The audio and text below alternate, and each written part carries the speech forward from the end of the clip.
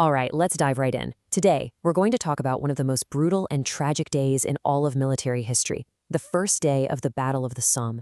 It's a day that has become a powerful symbol of military disaster, of unimaginable loss, and really a grim lesson in what happens when old world strategies collide head-on with new, deadly technology. Just imagine that thought going through your head. You're 15 years old, and you're watching this unfold on the morning of July 1st, 1916. For a solid week, an entire week, 1.7 million British shells have been hammering the German lines. The noise was just constant, the very ground was shaking, and for the soldiers waiting to attack, it seemed impossible that anyone could have survived that. So confidence was sky high. Dangerously high, as it turns out.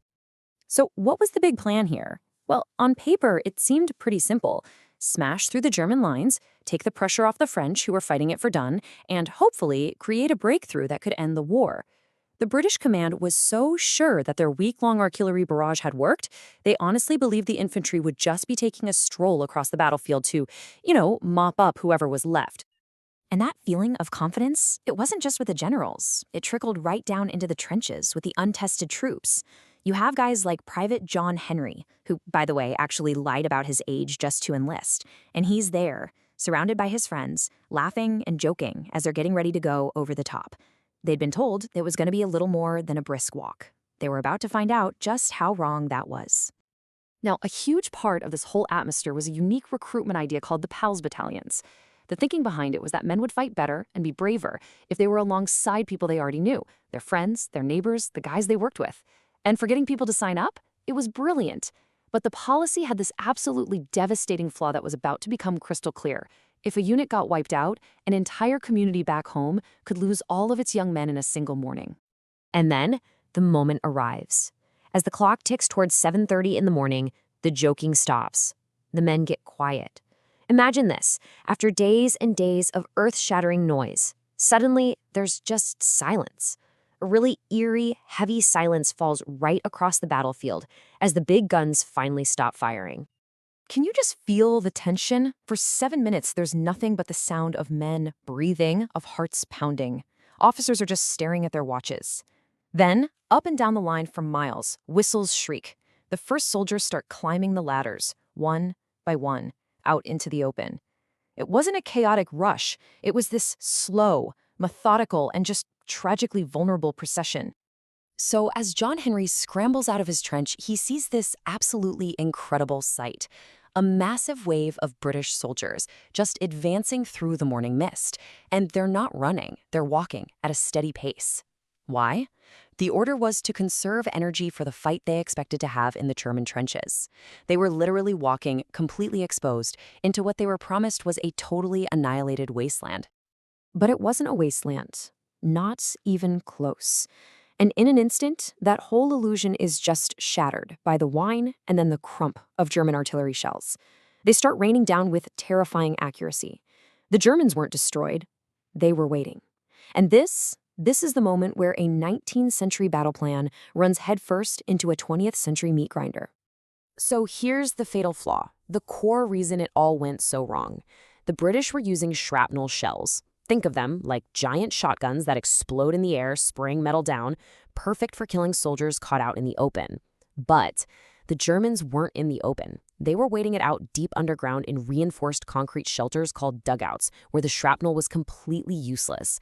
And to make a bad situation even worse, an incredible 1/3 of all those British shells were duds. They never even exploded. So as soon as the British artillery stops, the German soldiers climb out of their undamaged shelters, get to their positions, and then a new sound fills the air. It's a sound that would define the entire battle. The terrifying, ripping chatter of machine guns. For the British soldiers walking towards them, it was like walking into a swarm of angry metal hornets. The amount of firepower they were walking into was just staggering. A single German Maxim gun could spit out 600 rounds a minute. That's 10 bullets every second. And these guns were set up in what they called overlapping fields of fire, creating these impenetrable walls of lead. The British soldiers, walking slowly, bunched together in neat lines, well, they were perfect targets. So let's go back to our young soldier, John Henry. For him, the world has just become pure chaos. Men are literally being blown to pieces all around him. He's trying to get through tangled barbed wire that the artillery was supposed to have cut but didn't, which is funneling him and his friends right into the machine gun sights. Terrified, he does the only thing that makes sense. He runs for his life toward the enemy trench. It seems like the only possible escape. And it's so important to remember, even for the guys who weren't in that initial attack, life in the trenches was its own kind of hell. The trenches were constantly flooded, leading to this horrible thing called trench foot that could cost you your feet. Lice were everywhere, spreading trench fever. You had rats, huge ones, feeding on the dead. And there was always the constant threat of a sniper's bullet or a sudden violent raid in the middle of the night. Terror was just a part of everyday life. For John, the contrast between the propaganda back home and his reality couldn't have been more extreme. You know those recruitment posters with the heroic soldiers in their crisp, clean uniforms? Well, his uniform is stained with mud, with his own urine from being so scared, and with the blood of the friends falling right next to him. This wasn't an adventure. It was an industrial slaughterhouse. Incredibly, despite the absolute carnage, some men, like John, just kept going. But as he got closer to the German lines, the sheer scale of the disaster unfolding behind him was already becoming horribly clear. That massive human wave had been broken, and the cost was, well, it was simply staggering. On that single day, the British Army suffered nearly 60,000 casualties. Of those, about 20,000 were killed. It remains, to this day, the single deadliest day in the nation's entire military history. And because of those PALS battalions we talked about, the grief wasn't spread thinly across the country. It was concentrated, hitting towns and villages that lost an entire generation of their young men in just a few hours. And while the first day of the Somme was a uniquely awful catastrophe, it was still just one part of a much larger tragedy. When you zoom out and look at the whole war, the numbers are just mind-boggling.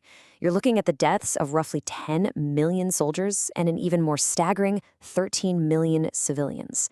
It was a conflict where human life was just another resource to be spent on an industrial scale.